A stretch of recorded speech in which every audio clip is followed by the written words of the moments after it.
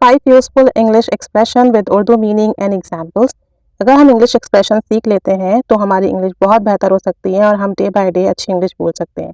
So let's start the video and see what are these 5 useful expressions. Number 1 is on the dot. On the dot means at exactly the right time, यानी बिल्कुल सही वक्त पर होना। कोई भी काम, कोई भी चीज़ बिल्कुल सही वक्त पर, राइट टाइम पर हो, उसे हम कहेंगे on the dot. For example, I don't want to be waiting for you, so you would better be there at 3 o'clock on the dot। यानी मैं तुम्हारा इंतजार नहीं करना चाहता, so you would better be there, तो बेहतर होगा कि आप बिल्कुल 3 बजे यहाँ मौजूद हो। on the dot, बिल्कुल टाइम पर 3 बजे यहाँ पर मौजूद हो। Another example is we have to go to Lahore tomorrow, what time should we meet? कल हमें लाहौर जाना है, तो हम कितने बजे मिलें? तो इसका आंसर वो बंदा देता है we have to be at the airport at 4 o'clock, so let's meet at 2 o'clock on the dot। तो हमें 4 बजे एयरपोर्ट पहुंचना है। have to be means वहां पहुंचना है, so let's meet at 2 o'clock on the dot। तो हमें बिल्कुल टाइम पर 2 बजे मिलना है। on the dot means time पर। तो कोई मीटिंग हो, कोई शेड्यूल हो, कोई काम हो जो आप बिल्कुल फिक्स टाइम पर करना चाहें, उसके लिए आप यूज करोगे on the dot। The next expression is piece of cake। piece of cake means something easy to do।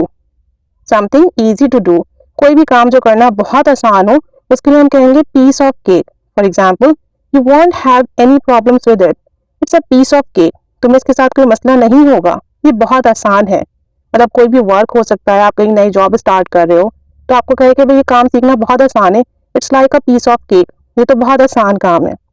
It's not that difficult, actually it's a piece of cake, ये इतना मुश्किल नहीं है, ये तो बिल्कुल पीस ऑफ केक है, इतना आसान है कि इजीली कर लिया जाए। तो कोई भी काम जो बहुत आसान हो, उसके लिए आप यूज करोगे piece of cake. The next expression is take it easy. Take it easy means relax हो जाओ, आराम से काम हो जाओ, बिल्कुल रिलैक्स होके काम करो। For example, you are pushing your self too hard, यार तुम अपने आप को क्यों इतना मुश्किल में डाल रहे हो, टेक इट ईजी, आराम से इजीली करो। Next example is take it easy man, आराम से यार, you are putting too much pressure on your self. यानी अगर आप एक्सरसाइज कर रहे हो और आप बहुत प्रेशर लेकर कर रहे हो, तो आपसे कहा जा रहा है कि आप आराम से करो, अपने आप को इतना प्रेशर में डालने की, इतनी टफ टाइम में डालने की क्या जरूरत है। तो टेक इट ईजी आप तब यूज करोगे जब आप ये कहना चाहो कि कोई भी काम आराम से करो, रिलैक्स होके करो, रिलैक्स रहो। The next expression is pull someone's leg. Pull someone's leg, pull someone's leg means to tell someone something that is not true as a way of joking with them। यानी आप किसी को वो बात बताओ जो सच ना हो और मजाक के अंदाज में, कि भाई हम तो मजाक कर रहे हैं। For example, you expect me to believe that, तुम मुझसे उम्मीद करते हो कि मैं इस पर यकीन करूं। स्टॉप पुलिंग माई लैग, मजाक करना बंद करो, झूठ बोलना बंद करो, या मुझे गलत बयानी करना बंद करो। Another example is I am just kidding, मैं तो बस मजाक कर रहा था।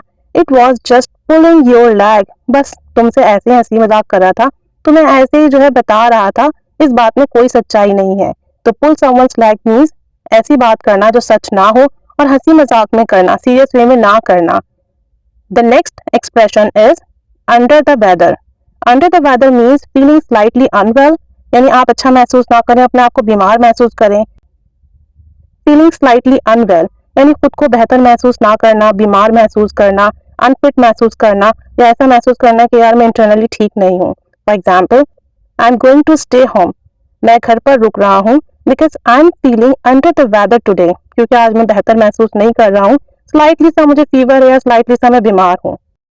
Another example is I told my boss that I was under the weather, मैंने अपने बॉस को बताया कि मेरी तबीयत ठीक नहीं थी। She told me to stay home for the day, तो उन्होंने मुझे कहा कि आप घर पर ही रुक जाइए।